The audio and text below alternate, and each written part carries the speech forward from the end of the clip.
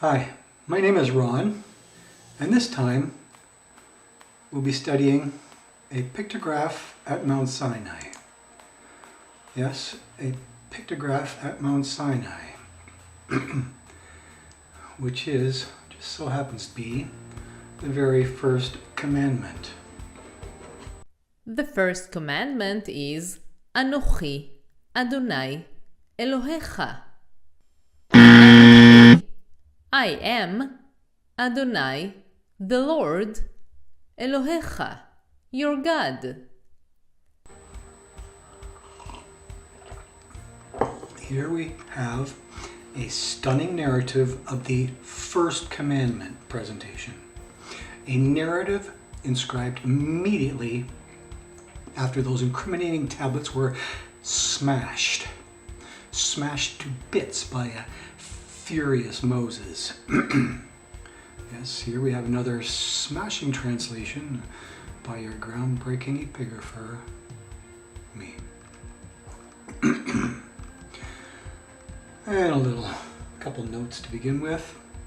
Well, first by Isaac Newton, who said, "The more time and devotion one spends in the worship of false gods, the less he's able to spend in that of the true one." Quite wise. And by Martin Luther, who said, "Whatever your heart clings to and confides in, that is really your God, your functional Savior." Cute. And this first draft was first shared with my Signal group way back in March of 2022. Current draft is somewhere around May 13th of this year. Here we have completely ad-free and free to share, however not to be sold or modified without the author's permission. Me. So, starting with some prolegomena. Now, just before starting this most daunting article, I was tuning into my daily dose of Greek, specifically tuning into an episode entitled "The Heart of Interpretation," watching this extended episode with a mighty keen interest. Yes, I also wear keen shoes and happen to like Craig Keener. So with a keen interest in this particular episode, since I was anxious to see the present state of Greek diagramming, to see the present state of the art regarding Greek grammar and syntax, regarding the systematic ordering of words and sentences, an ordering that is often confusing in the inconsistent Greek, and also inconsistent in the much later Arabic. Yes, as you can see from some Al-Jalad stuff, it is a regional identifier. And this is an ordering that I studied only briefly in my BioWorks software with Randy leading that diagramming charge way back in 2004. Leading the charge following the short-lived charge of Eric Sowell's software back in 2002. With the Dan Wallace endorsed Leedy, now continuing that diagramming charge with Logos software. Continuing with Logos after my much lauded BibleWorks software dissolved back in 2018. Dissolved around the same time that BibleArc was on its rapid ascent. With me hoping that this BibleArc episode on DDG might help me with this present article of ours. Hoping that this episode might help me to arrange my own words and sentences just a wee bit better.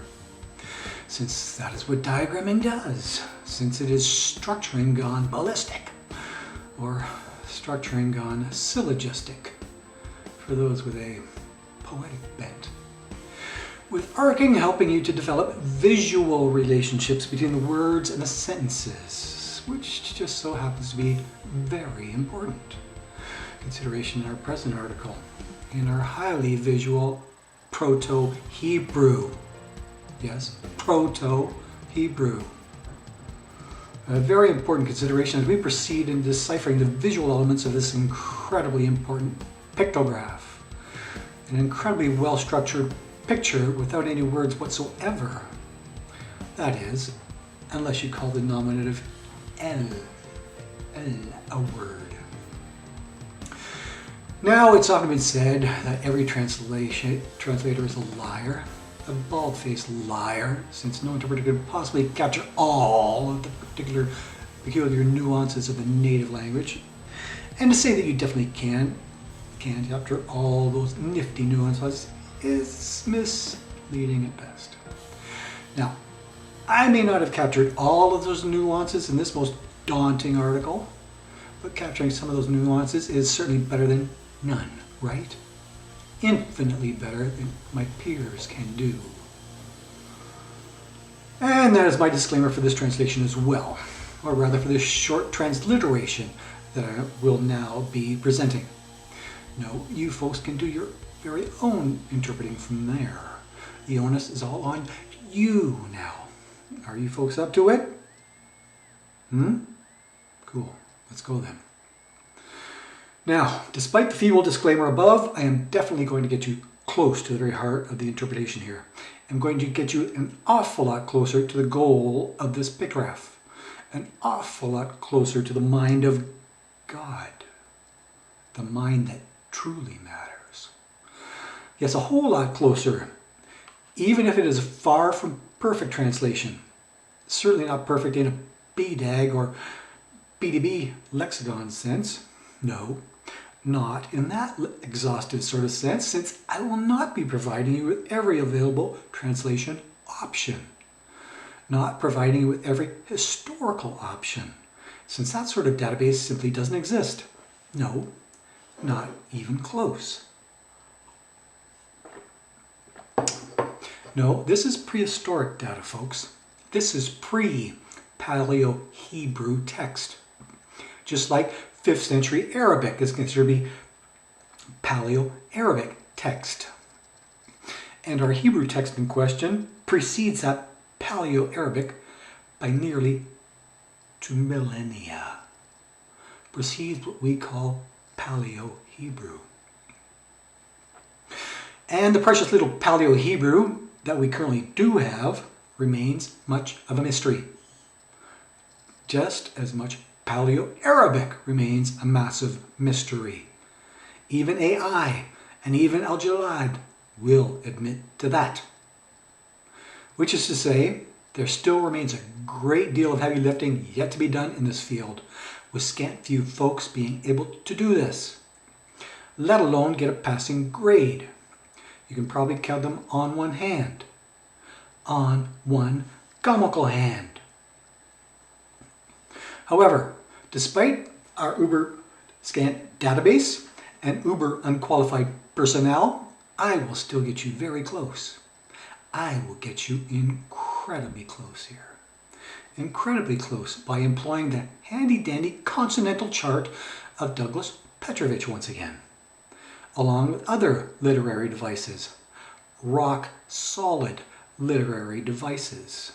Yes, I will be getting you considerably closer, even if I don't believe that Petrovich's chart is either perfect or exhaustive, nor believe that his acrophonic methodology applies in the least bit here. No, his phonics are not the least bit helpful here, but his figures and narratives certainly are. And for that, we are exceedingly grateful. So, with those above things in mind, let's tease out the fundamental understanding of this 15th century, yes, BC, epigraphy that I observed at the actual Mount Sinai. Yes, I have proven that location repeatedly, folks. A Mount Sinai in Saudi Arabia. Which is to say, let's get right to the heart of this primal engraving that we were so providentially guided to. That is, if you believe in provenience at all. Guided to by this mountain's most summiting explorer in modern history. Yes, it was a great, great honor to summit with him. A guide who is kindly known to many as Summiting Steve Parks. A Parks and Rec type sort of guide who knows his guidebook exceedingly well. Who knows his Bible exceedingly well. A guide that my wife and I were guided to while we were there in October of 2021, an unpublicized epigraphy that him and his wife had discovered about a month earlier. Had discovered in plain sight at this incredibly pristine location. Discovered directly opposite of what is rightly considered to be the golden calf altar. Diametrically opposed, you might diabolically say. Epigraphy discovered on the altar of Moses' side. Discovered on the Mount Sinai side, rather than the wilderness side. With the mountain peak directly visible from there, just to the right of that righteous inscription.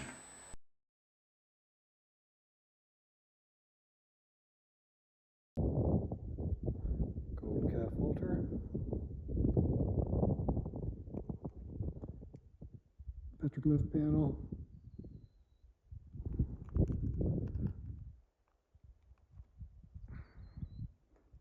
Mount Sinai panel.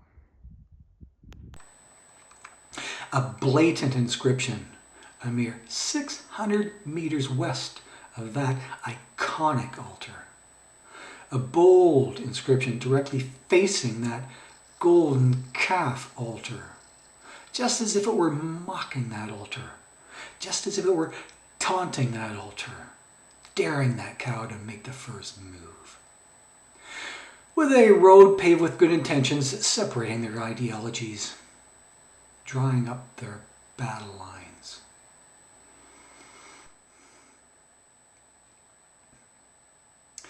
A road that was wonderfully paved last year, uncovering artifacts, no doubt. Then, to add to the amazing correlation of ours, we have what appears to be a judgment seat nearby. A seat we read of in Exodus 18:13.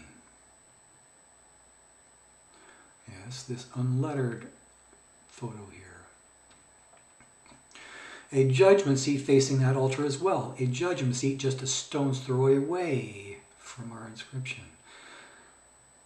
Nearly in line with our petroglyph panel.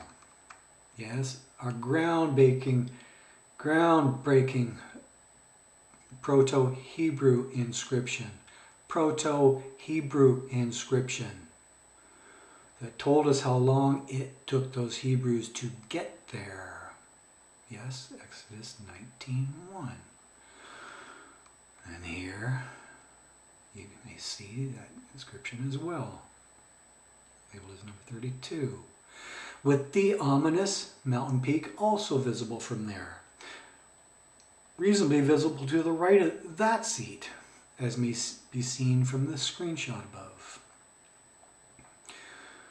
An ominous judgment seat that is facing the east, wrapped in bold judgment of those encamped in the east. A seat for the great prophet to rule from. Yes, this unlettered photo there. An ominous judgment seat that is facing the east. A seat for the great prophet to rule from. How do you like that for a seat?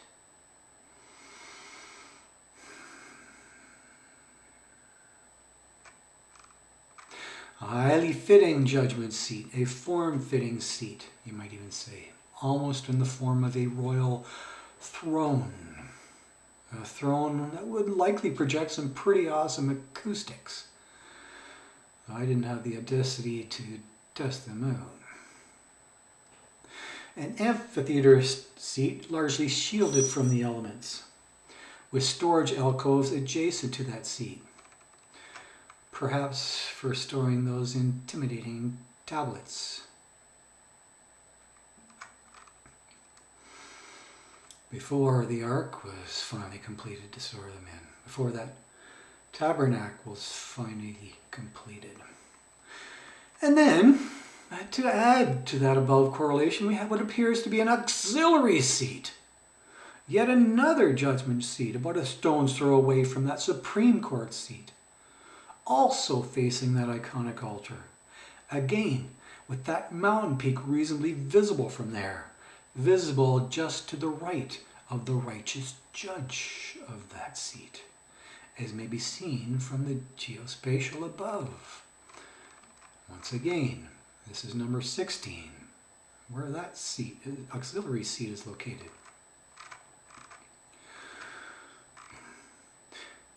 What might be considered a municipal seat, a court intended for those lesser disputes, those disputes that we read of in Exodus 18:26. A court somewhat closer to that now paved road, with a clearly wider roadway leading to it. No doubt, it was the road more traveled back then.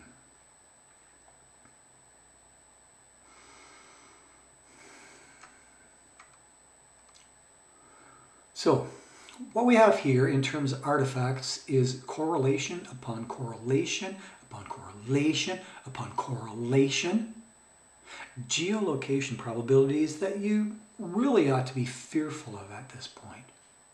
So, even if you were not mentally moved by my earlier statistical analysis, by my earlier mathematical probabilities, you probably should be at this point.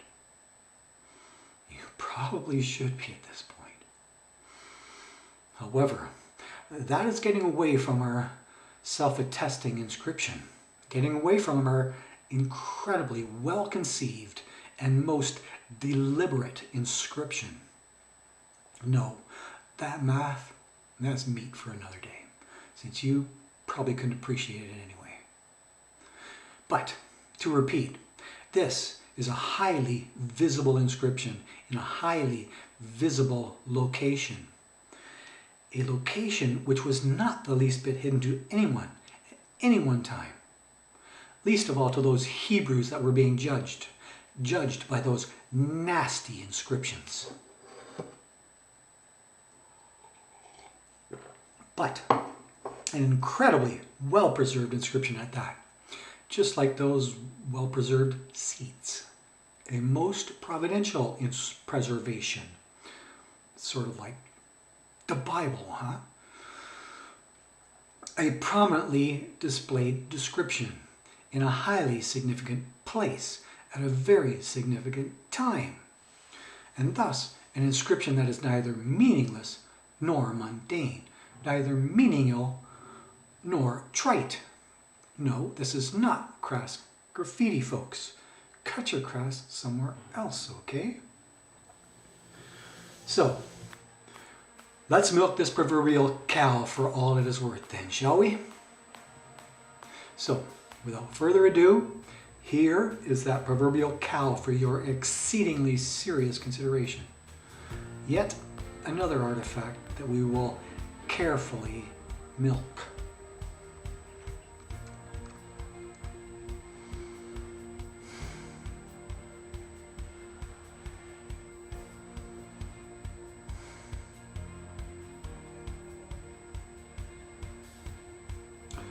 Photo I took less than a month ago.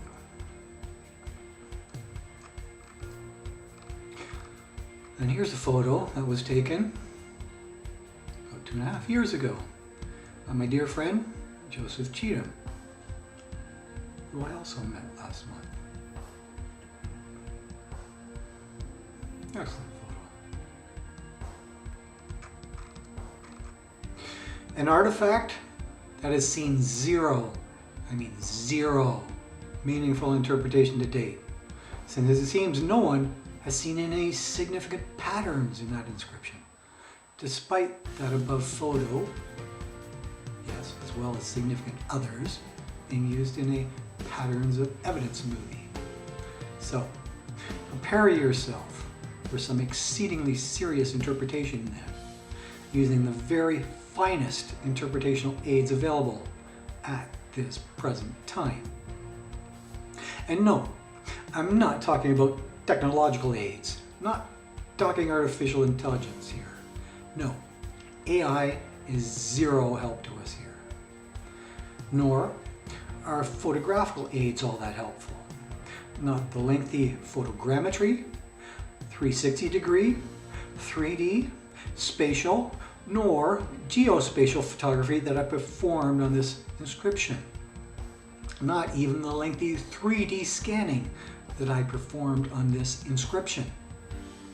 Rather, I'm talking about using epigraphical aids here. Talking about using your standard graphs and charts of the paleo industry, along with my solid additions, of course. And to that textual end, here is our good Dr. Petrovich's chart once again, an epigrapher that I have tremendous love and respect for, whose paradigm has considerable correspondence with mine, and an epigrapher that I've had considerable correspondence with. Yes, as I have had with a great many prominent epigraphers. Here's that chart once again. And we'll refer back to this in a bit. A very solid chart of Hebrew inscriptions, and I happen to like it. Like it a lot. Even if that chart has a markedly limited database. Yes, limited by its geography and its paradigm. And even if somewhat erroneous, well, according to Collis anyway. Still, a chart strongly endorsed by the matchless Miles Jones, who's not related to Andrew or Indiana, as well as endorsed by the Jewish prudent Jeff Benner, whose ancienthebrew.org site also borrows from the weaker Strong's, as in Strong's Concordance, which doesn't concord nearly as well. Despite all that, a highly underrated chart in the paleo industry, despite Petrovich building upon Gardner's seminal chart, as well as building upon the chart of his octogenarian mentor, Brian Edric Collis.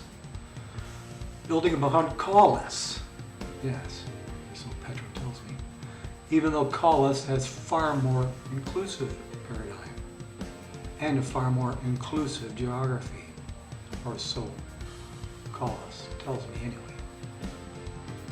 Collis, who is currently on a rampage against the establishment, and a well-deserved rampage of that, kicking academic butt. Whereas Petrovich is still a wee bit stodgy, still catering to the establishment, trying to change the system from within.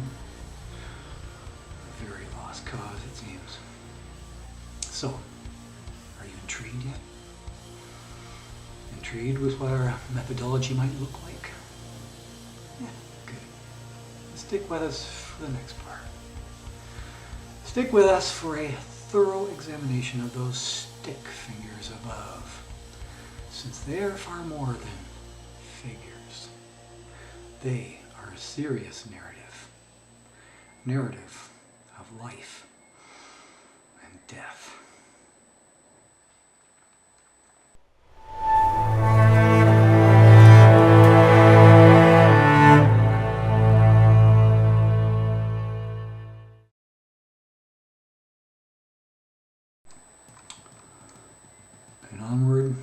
Forward and onward with our textual examination.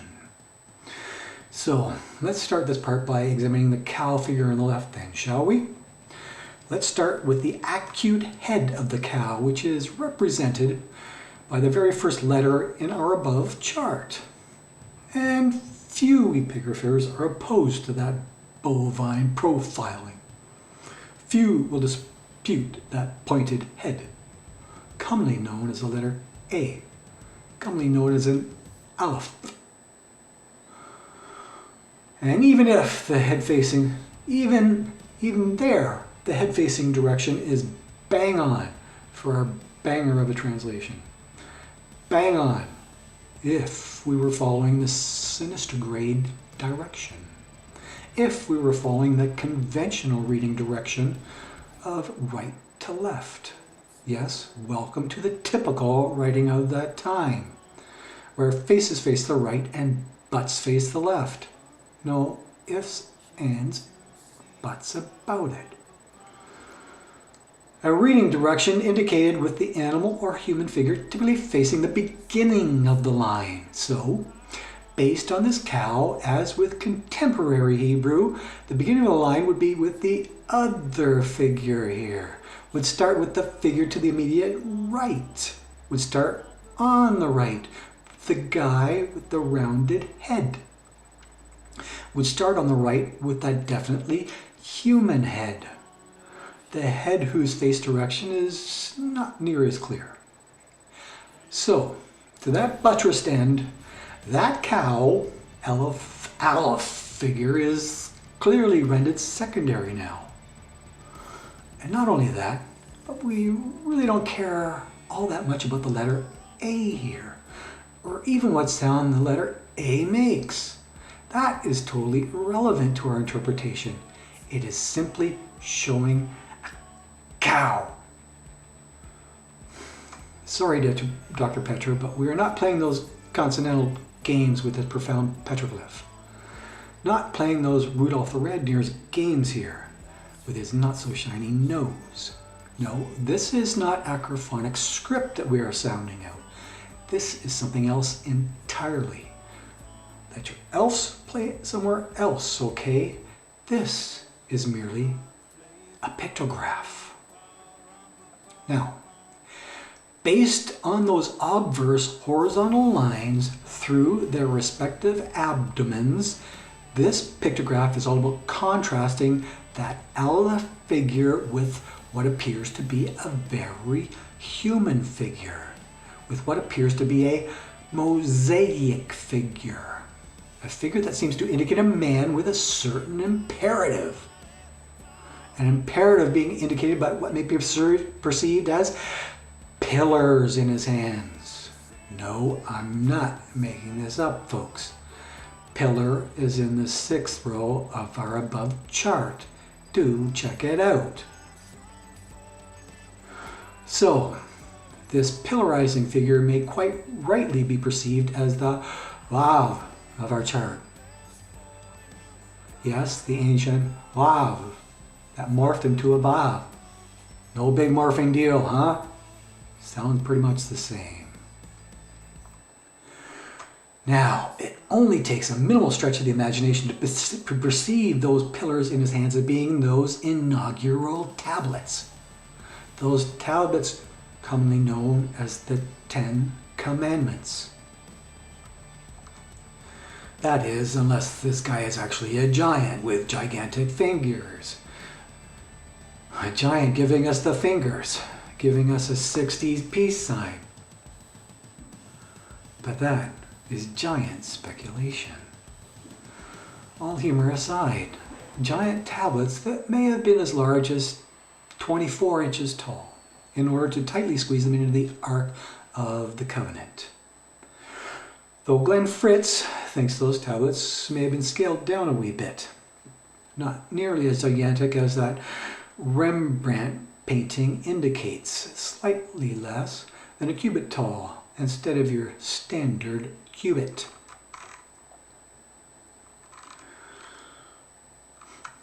Presumably more like 16 inches tall by 8 inches wide and an inch and a half thick. Legal size tablets written on by the finger of God. But still reasonably tall and still reasonably thick, eminently visible to the masses. Possibly white marble slabs. Slabs readily available at the summit of that mountain. Slabs that stick out like a spear in its side. Slabs with double-sided writing upon them. An economic writing of this divine theonomy. Double-sided writing in order to get those slabs down to an ergonomic 36 pounds. 16 kilos, making them a whole lot more manageable over that incredibly dangerous terrain, which is to say, do not trek this mountain alone, let alone with a carry-on, and don't come running to me if you happen to break a leg. But even at that lesser weight, still an awfully brutal carry-on down that rugged mountain. Almost like carrying a rugged cross, if you're into that sort of thing. A carry-on that international airlines will definitely not allow. You're going to have to check that baggage at the terminal, kind of like the Pilgrim's Progress, and hope that it doesn't get lost. Please note now that those pillars of our pictograph appear to have a bit of artistic stippling to their left, as well as their immediate right. Now, as I've shown elsewhere, and as you can see in Superman comics, artistic marks indicating some motion occurring. Motion, as indicated, it's engraving below. Another engraving not far away in space or time. And there, you may take note of the said stippling above the head of that rearing calf. Yeah, the second figure from the top left. Noting that this calf is hightailing it out of there. Yes, there it appears as if our operative calf, not the eyes, ears, mouth, front leg stance, is ecstatically jumping for joy. Yeah. Either that or showing some distress at being hunted by that bow and arrow guy, with something spewing from that calf's mouth there. Quite possibly blood. All other figures there appear to have their feet planted firmly on the ground.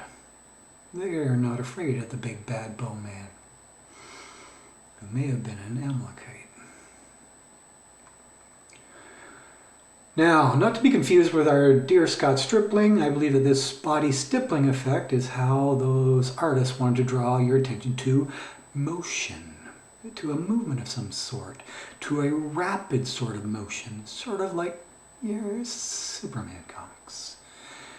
And as a brief aside, I happen to support Scott's rapid motion on his lead tablet as well. I fully support his rapid release of information, since getting prior academics' consensus is just a pipe dream, a smokescreen of screw tape proportions. It sort of makes me want to roll on the ground laughing instead of gaslighting Scott up. What a bunch of ungrounded screwballs, including the godfather of that mob. Having said all of that, I would now like to draw your attention back to our operative engraving.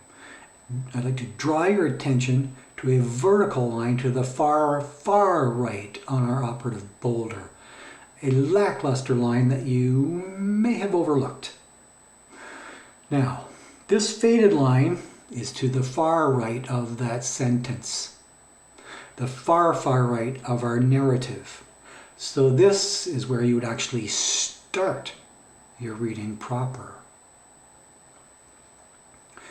A line that may be slightly worn by frequent touch, worn like the vav of our previous translation, worn out like that black stone of Kaaba fame, worn out by the kisses of millions of Muslims.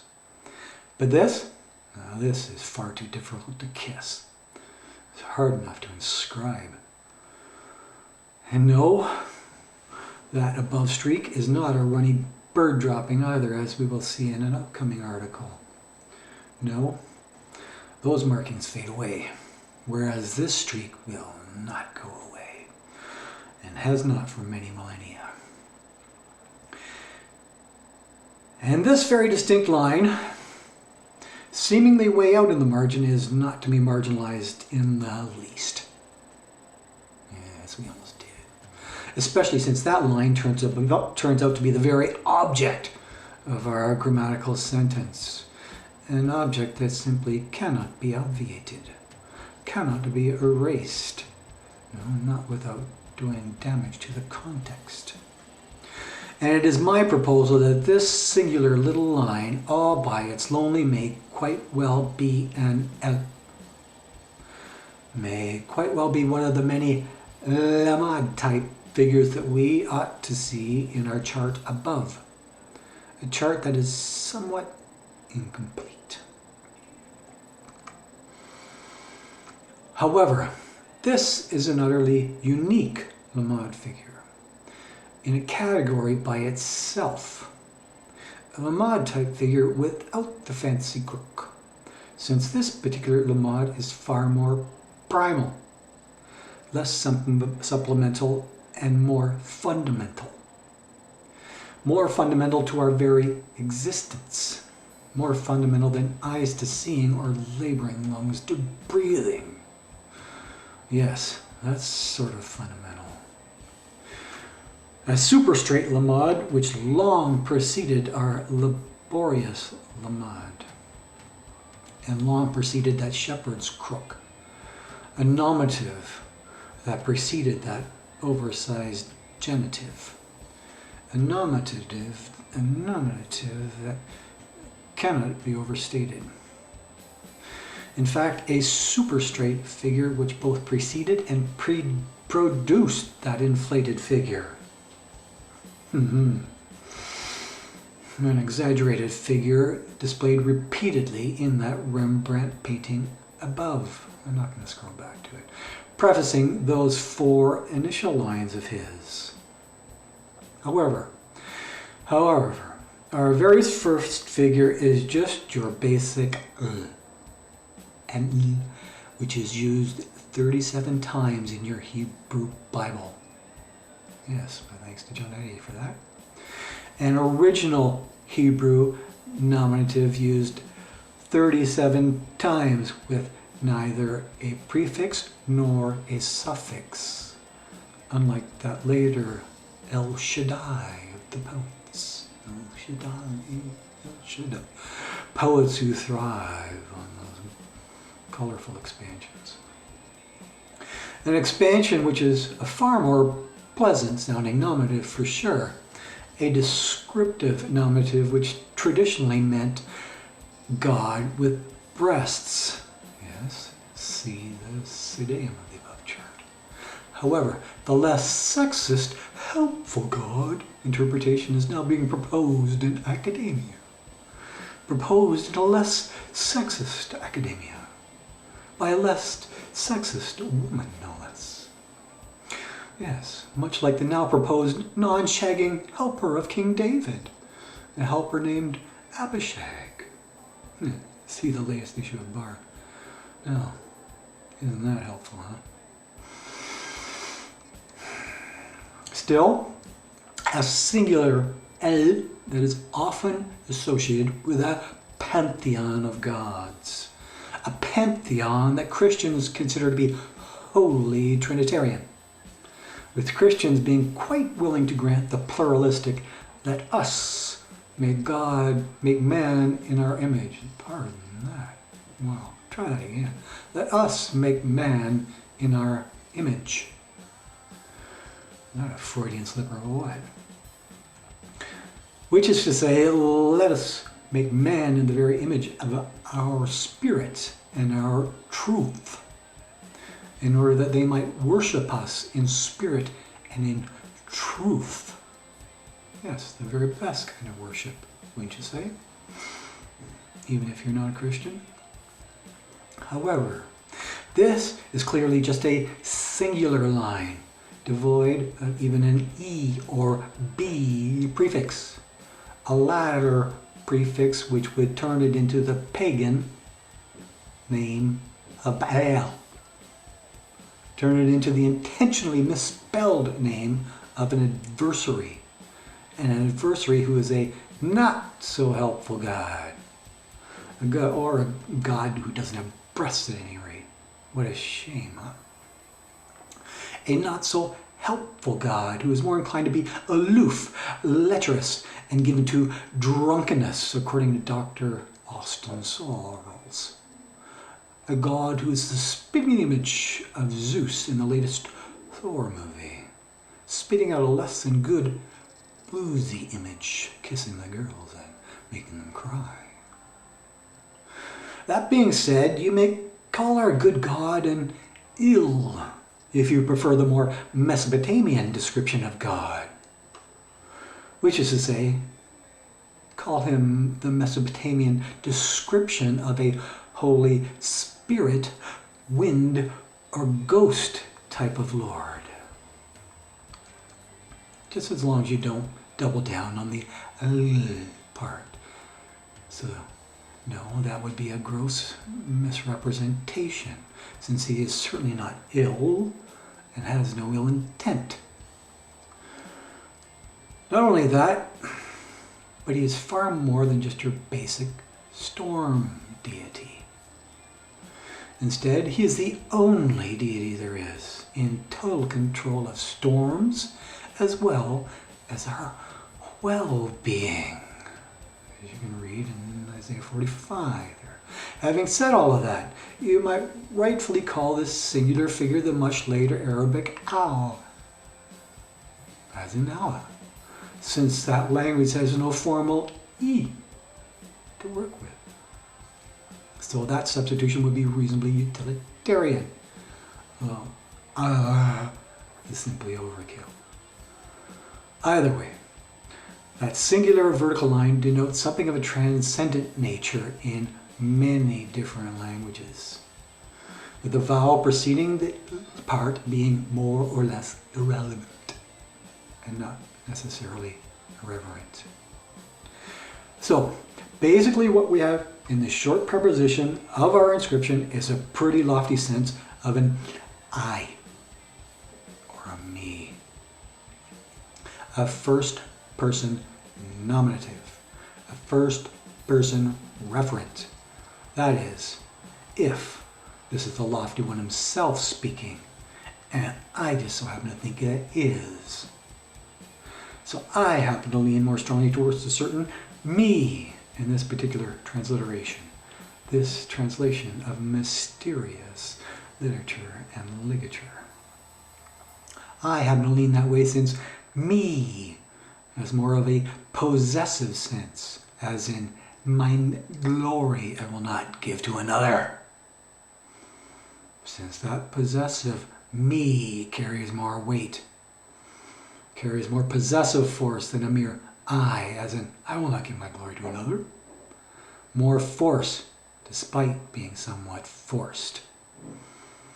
Now, just as a side note, this front-loaded side stroke is not just a scurrilous engraving, not just a spurious stroke in order to get things started on this intimidating page, as if this author didn't know what to say. Nor is this just a practice stroke to test the engraving tool or test the engraving medium, to learn how to massage the medium. No, our author knew his tool. Now, there's a fair amount of difficulty in engraving rock. I tried. Difficulty like smashing your hand or getting sandstone in your eyes. Least of all, falling from this treacherous height. Practice somewhere else, thank you very much. But, continuing on with our translation, this is a singular stroke that appears to occupy the heavens, a stroke way up in space, relative to that mosaic figure, or up by a good few inches at least. An elevated stroke signifying that this imperative of Moses was coming from up above, that this was an imperative from the heavens, so to speak. An imperative in the order of a transcendent being, either saying, thou shalt or thou shalt not. And again, I'm leaning towards the latter imperative, just because it is a stronger imperative. No is a considerably stronger word. Now, despite the very strong imperative, this engraving appears to be a Lord-friendly recounting of a very recent event. a narrative of a highly pivotal event at that very pivotal mountain. A narrative that insists that Moses is actually the good guy, despite the horizontal projection of our Petrovich chart. Note the first figure in that chart and the last figure in the chart and which way it is projecting, as opposed to the projection in our inscription. Yes, despite the prevailing direction that our Tov is facing. Since that Tov is actually facing the right way for our context. A stroke of good fortune, you might even say. A mazel tov, you might even say. Which is to say, the face of our good Hebrew Tov is shining towards the right, shining towards our glorious El. And the lean of our mosaic figure indicates as much, whereas the cow Tov is pointing to nothing, pointing to oblivion. I'd also like you to note that our horizontal stroke continues well on into that circle, indicating something being deeply internalized here. And internalizing indicating a deep, deep conviction, something deeper than your mere abdomen. Again, that is not a super sharp spear or arrow penetrating their abdomens, least of all a sword. That is a sadly shallow misreading. We have dealt with that dullness earlier. Also, if that sort of reading were the actual case, then both figures would be dead and irrelevant. They both skewered each other. And that is screwy too.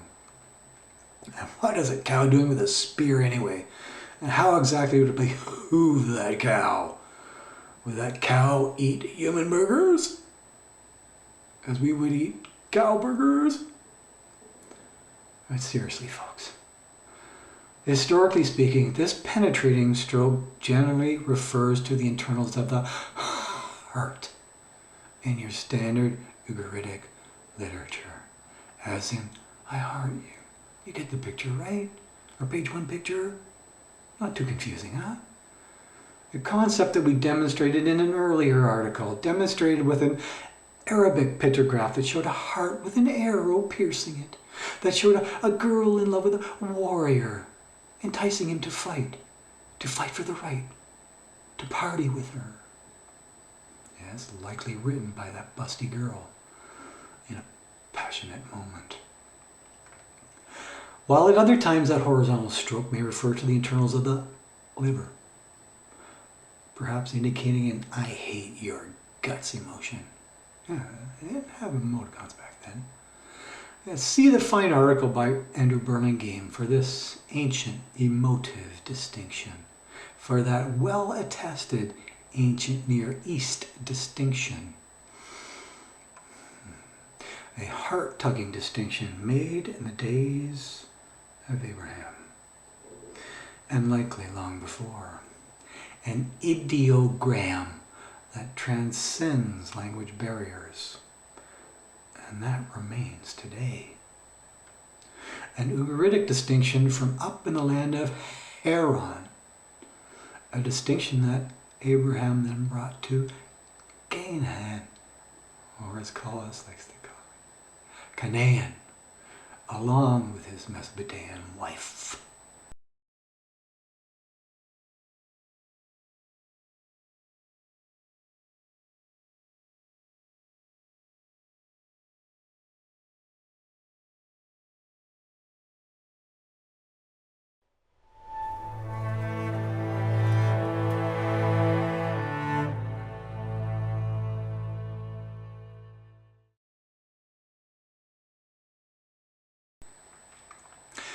Having said all that, horizontal strokes that extended to their very souls. Tovs deeply entrenched into their very beings. an ideogram typical of that time. Typical of good inclination or typical of some bad inclination? Typical of some good fortune or typical of some bad fortune? Now, knowing all of that, that calf with the opposite toe direction is rightly to be regarded as bad, with some bad fortune ahead, since that golden calf is about to get crushed, about to get melted down and powdered, possibly via acacia gum, a prevalent tree in the area.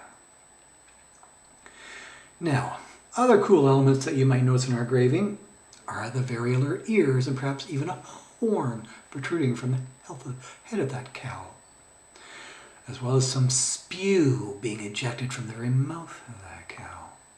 Spew being ejected upon his very own tuff, upon his very own soul, so to speak, feeding its bovine malignancy. Notice also the penetrating eye of the cow in our inscription. I'm going to scroll back. A penetrating eye that I'll be pointing out in my upcoming golden calf article as well. An upcoming article that specifically addresses the Second Commandment violation that occurred about 600 meters away. An article that specifically addresses the actual calf construction on that local smelter. A well-rounded smelter that just so happens to look a whole lot like the terrain that our calf is standing on there. Standing in the middle of a large rock formation. Standing in the middle of a formation that is curving inwards at the outsides, unlike legs might naturally do. So no, those are not proper calf legs in our inscription, folks. Not proper cow legs. No, not unless it has a spider anatomy. A spider missing a good few legs. So, a calf standing at a low spot, as if this calf were arising from a low spot on this heart-shaped formation.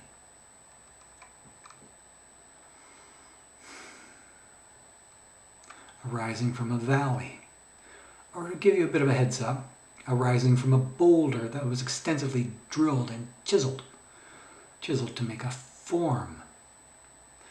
Filling that, a calf pictured as arising from the exhaust vent of a very well contoured combustion chamber. A chamber with a large venturi opening, as you will see. A large venturi opening in order to drive the hot combustion air, yes, the descending katabatic wind at sundown, from the nearby mountain directly into their fuel of choice. Charcoal. A hyper-dried wood from an easily built kiln. A kiln that we will also be showing you just a little bit later in our next article. But for now, here's a sneak peek of that working class smelter, the business end of that iconic smelter.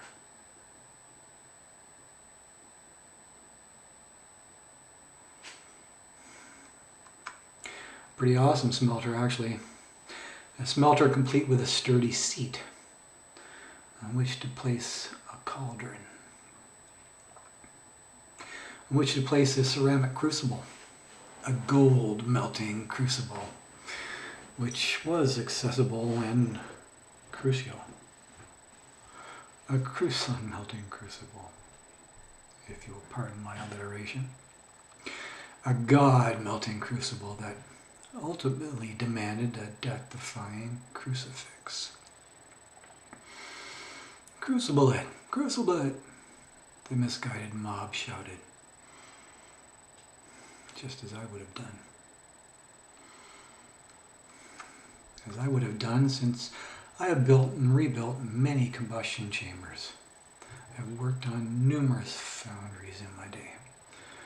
And I've worked on numerous smelters, having held oil, gas, and even wood burner certificates. Just not those using charcoal as fuel. No. That's a little too primitive for me. Foundries that were melting cast, brass, bronze, magnesium. Yet gold will be in our upcoming article. An article where I will address this foundry of unfaithfulness. This iconic foundry in the wilderness. Where I will discuss this second commandment violation in much greater depth. Before we get to my third commandment article. The third commandment applied most commendably. A magnum opus article, so hang in there, folks.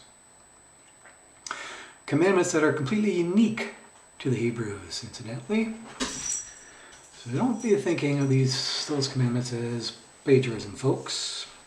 As if borrowed from a human, as if borrowed from a rabbi. No, this sort of chat is totally GPT. Totally God, provenance talk. No doubt about it. But back to our present engraving. In much the same pictographic way, we have what may be assumed to be Moses standing upon the middle rock of a trinity of rocks. Moses represented as standing upon the slightly lesser height, Mount Sinai, although appearance is somewhat deceiving.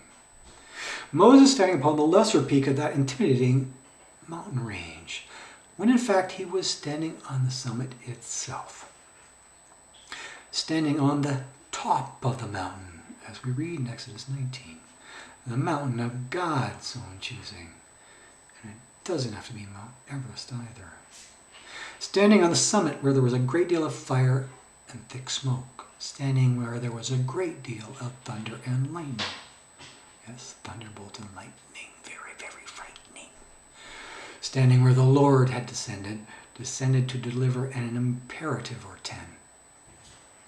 Standing where those incriminating tablets were delivered directly to Moses. An uber grand delivery at an uber grand place, at the top of a mountain. The most intimidating mountain range, a range now known as El-Laz, with mountains higher than any those Hebrews had ever encountered, or will ever encounter in their licentious lifetime. So, this pictograph is an eminently reasonable representation of that mountaintop topology. The topology of Moses standing on that frightening summit. It is a reasonably fair representation of their respective heights from their eastern campsite. A huge campsite. You can fit 3 million there. Yet, even more so, a reasonably fair representation when seen up close, when seen from the foot of the mountain, when seen in proper context, when seen relative to that calf topology. But, moving on in our topological interpretation, the extension of that abdomen of Moses is not depicting his genitals. No, that would be a gross misrepresentation. Not anatomically correct. Not even close. No, that extension is neither indicating a well-endowed gender, nor indicating the level of excitement of Moses, but rather, I submit to you that this abdominal extension is an ancient "you are here" indicator, as I demonstrated repeatedly in my birthing billboard article, demonstrated more than 100 times, more like 200 times, and that is fully documented as well now. An extension that is synonymous to that primal tent spike, a logogram that we also demonstrated earlier, and that we will demonstrate yet again in a longer upcoming article. An ancient Hebrew logogram that is well documented by others as well. So no, this logogram or narrative is not just my imagination, folks.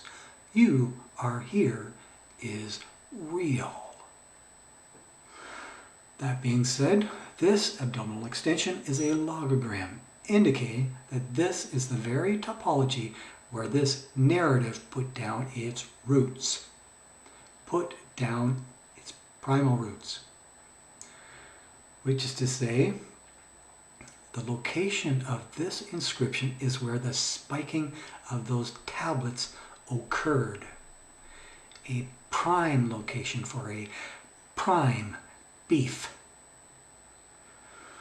A perfectly visible and audible location, drawing crowds from the eastern camp as well as from the southern camp. A perfect location for a godly put down, about 600 yards from that calf. A spiking to spite its bovine face. A location that now has a wonderfully paved road, bisecting those competing ideologies, bisecting that plain at the mountain base. And I fully expect the road to that golden calf smelter will soon be paved as well, for all you pavement lovers out there. Now, as for the roads to those judgment seats, not nearly as likely. Now, to repeat myself, I'm betting that the stippling surrounding those pillars was to indicate a rapid motion, was to indicate a furious smashing of those tablets at that very location, as in Hulk smash, if you get my Marvel meaning. Possibly splitting those rocks below it.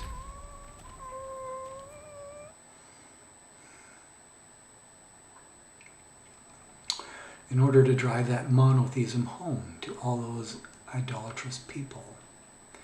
People that may be indicated there as well, indicated by those many stipples. But let's get back to the topical imperative here. Let's get back to the narrative proper. Let's get back to what is actually being said here, instead of some locative topology, which is not nearly as important, not nearly as foundational. Now, I don't think it is much of a stretch to see that the calf of our pictogram is being elevated to a higher position on this boulder, is being elevated higher than Moses at any rate, higher in prestige and higher in grammatical order. And this is not due to Egyptian hieroglyphics often running from top to bottom, of often being vertical. Instead, this elevation is clearly diagonal, clearly diametric in this presentation, in this Sinai-grade presentation. And to that diagonal end, you may see that the calf is well above Moses in this horizontal presentation, in what is definitely not an amusing cartoon, and certainly not an Egyptian cartouche.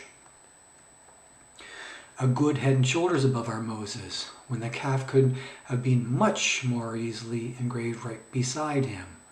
Yes, there is plenty of artistic space to work with here. After all, it's a pretty massive boulder, much bigger than the Hulk on a bad day. However, even more disturbing is that this calf is at the very same altitude as that lightning bolt. Is at the very same altitude of El. It seems that their former bull god of Egypt is being elevated to the very same level of El. An Elva situation, you might even say. Telling us that there is something competing with God right from the outset. That a certain something is being put before God, grammatically speaking. Or that is competing with his divine imperative at the very least.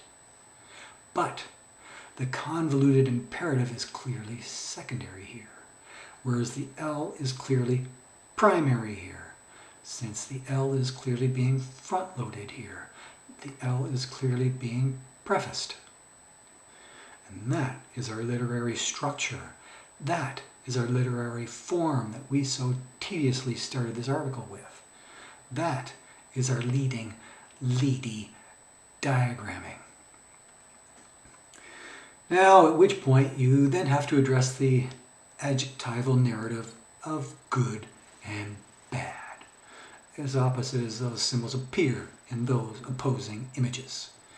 Narratives which Douglas Petrovich so helpfully provided in his groundbreaking chart.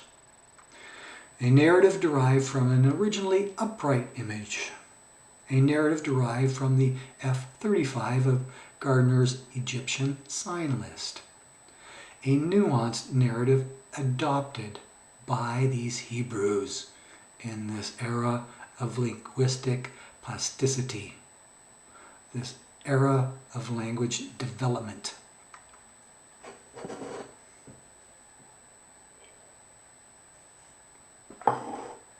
At which point, you simply have to factor into this narrative the operative imperative of either shall or shall not. Factor in the verbal imperative of those pillars in their proper context. And the adjectival narrative gives that away, telling you what is totally bad, telling you what is mere moo spew, while at the same time keeping in mind the bold positioning of those competing images in order to derive our subversive subject, as well as our objective object. And again, I'm not talking about the bold positioning of Moses versus the calf here, and even less so the fanciful speculation of Moses sacrificing some elevated red or yellow cow here.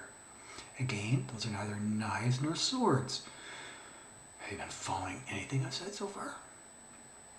Again, we are talking the relative positioning of that uppermost calf versus that uppermost L. A calf that thinks it is uppermost, elevation-wise. Okay, so having read all of the inductive clues presented above, I'm asking you to write your very own transliteration below. Asking you to write your very own translation below. Just one little sentence in your very own words. You can do it. You can do it.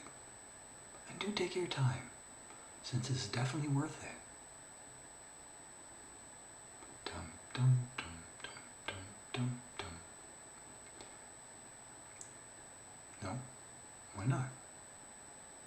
Curious? Not enough time? Not enough space? Or do you think this inscription is virtually meaningless and in a meaningless location? Even after I've just given you that amazing confluence of locations above. Even after I've just given you that multitude of locations that converge in this particular Exodus narrative, along with all those earlier convergences. Is that you still want to believe in an Egyptian location of your precious Mount Sinai?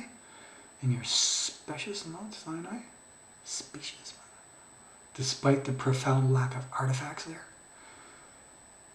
So where's your credibility now, huh? Since I've already proven you utterly wrong in my earlier article.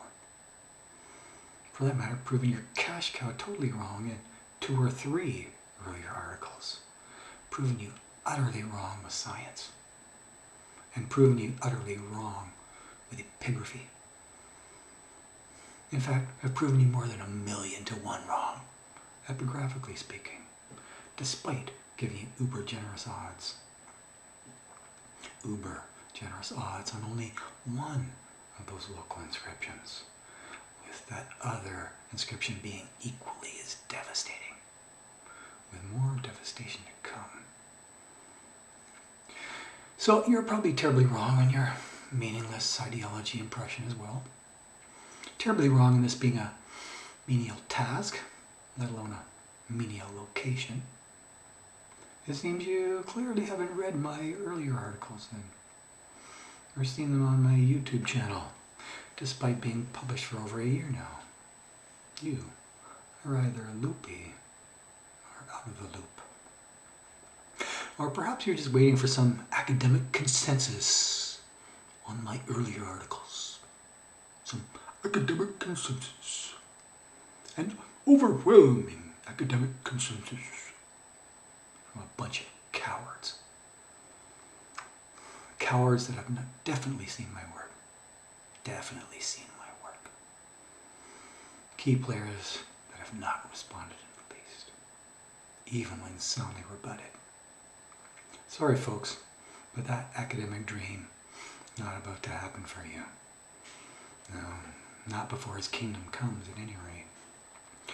Nope, you're completely on your own here, reader. How do you like them autonomy apples?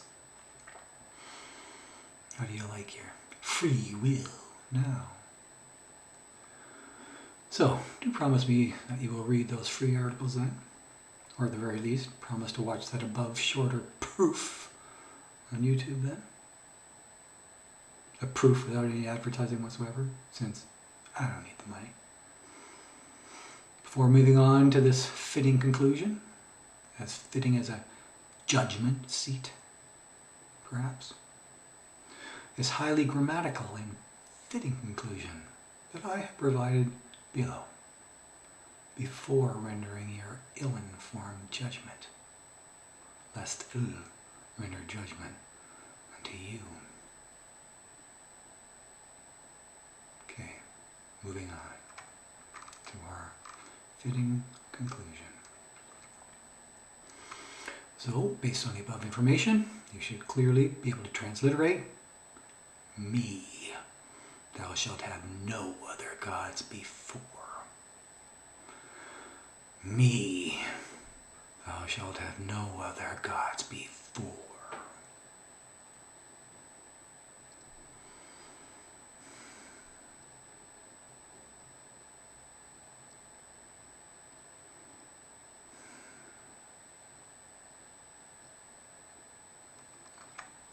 A commandment that subsumes all other commandments, that totally consumes all other commandments, since they can become gods in themselves. A wonderful, wonderful representation of that first and foremost commandment. A wonderfully artistic representation by an illiterate man. By an unlettered man at that. Now isn't that embarrassing, huh? So, you got a stronger transliteration, dear reader? Or a better interpretation? An interpretation of such immense proportions? Of such worthy proportions? An interpretation that suits the immediate context better? An interpretation that's even more integrated and even more innate, that is even more cumulative as well as coherent, that is even more systematic and yet simplistic? If so, I would really love to hear it. Would just love to have my ears tickled by it. Yeah, just love it. Cheers.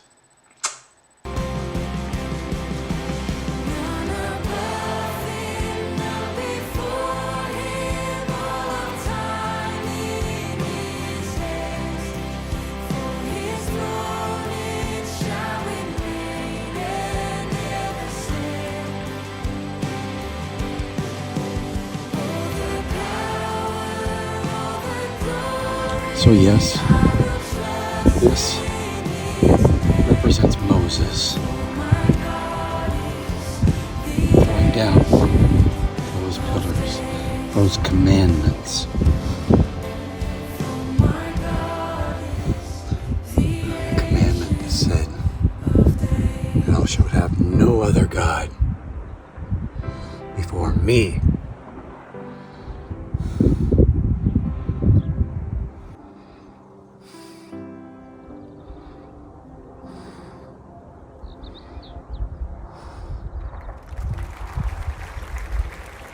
And yes, that's a cow.